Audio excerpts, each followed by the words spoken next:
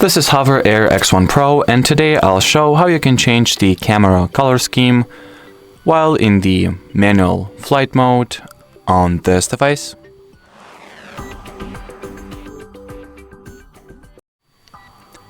So to start, you will need to, pick up your mobile phone and launch the HOVERAir X1 app.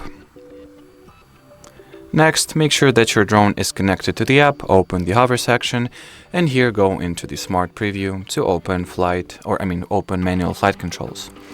Now, launch settings, select the shooting settings section, and here look for the color section, or color selection should I say, which you can change between texture, soft, and pro.